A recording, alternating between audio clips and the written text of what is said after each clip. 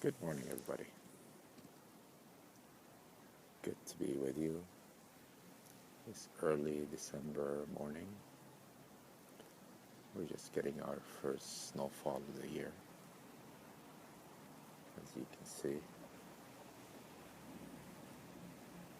the ravine is quiet, quite serene, beautiful.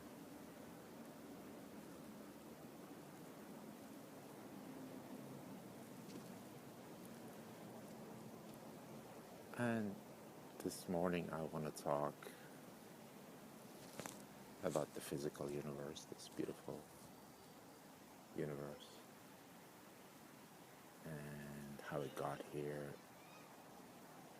and enlightenment. You're wondering what all this has to do with enlightenment.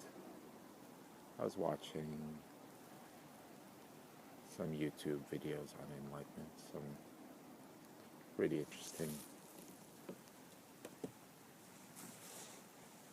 ways of looking at enlightenment. I'll post some of them below. Hope you explore them. Some of them are really interesting.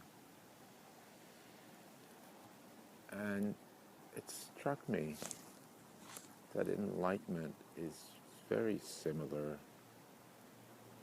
to the Big Bang Theory. I'll give you a couple of seconds.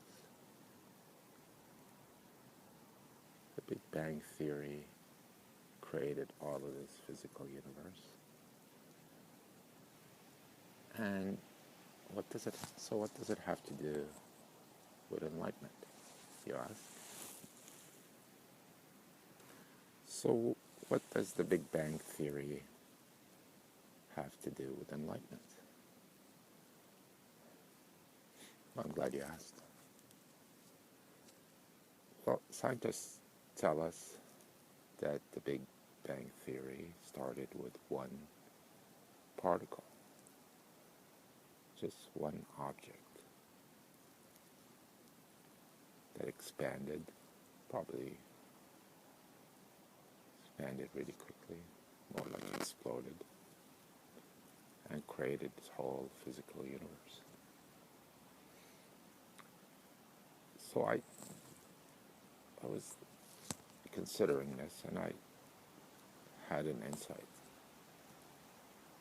For that initial particle to exist, there had to have been space there for that initial object, particle, to exist. And when it expanded, it formed the physical universe that we inhabit, you and I. So I find this to be very similar to enlightenment. For example, there would have to been space first for the physical universe to take place. It's not the other way around. You can't have a physical object and space appears around it. That one didn't make sense. So what does that have to do with enlightenment? I find them very similar to enlightenment. For example, in the physical universe, if I was to get rid of, let's say, an object, if I had an object in my hand, a stone or some kind of particle, and I wanted to get rid of it, I wanted to throw it away, could I really do that in the physical universe? Could I really throw anything away? If I was to get it all the way across the ravine, it's still in space. I really haven't gotten rid of it. If I was to get an object of some kind all the way to the moon, did I get rid of it? No, it's still in space, actually. If I was to maybe get my object or particle to hitch a ride on Musk's Mars colonization. And he sends his spaceship up there. I can get it to Mars. Does my object still exist in space? Did I get rid of it? No, it's still around somewhere. It's still in space. It hasn't gone away anywhere. Often in Enlightenment teachings, we are told that we first have to get rid of our ego. We have to get rid of our linear mind. We have to get rid of our I identification. We have to get rid of the body identification. Basically, we have to get rid of a lot of things to attain enlightenment. We're often also told that enlightenment is an impersonal dimension, an impersonal state only.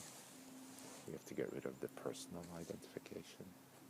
We have to get rid of the local identification.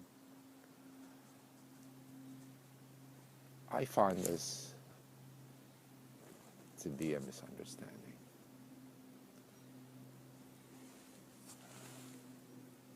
If that was the case, that would make enlightenment a very exclusive state, very narrow scope. We'll have to exclude the personal, the linear, the local, the ego, the I identification, the body identification, the personal identification. So my question to you is, where would all those dimensions go? If enlightenment was to exclude all of those, where would we put them? Just like the physical universe, it exists in space. Those items, those features are also existing in the same space. And if we were to get rid of them, where would they go? Where would you put the ego? Where would you put the I identification?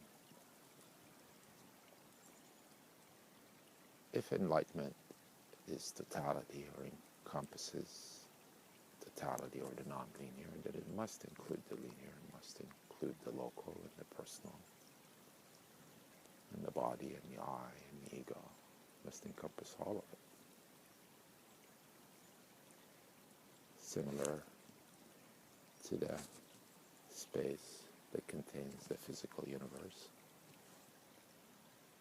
that we all exist in.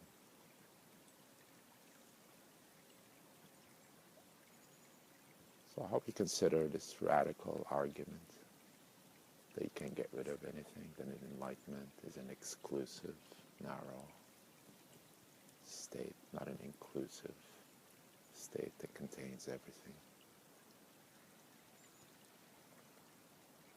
The argument is different, maybe radical.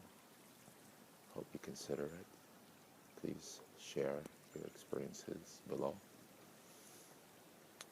Subscribe if you want to get additional videos. Please share in the first person. Reframe from quoting other teachers or promoting teachings, other teachings. We all have access to the books. We all have access to YouTube videos. Thank you for watching. Hope you consider this radical argument a little different. And write your comments below. Bye for now.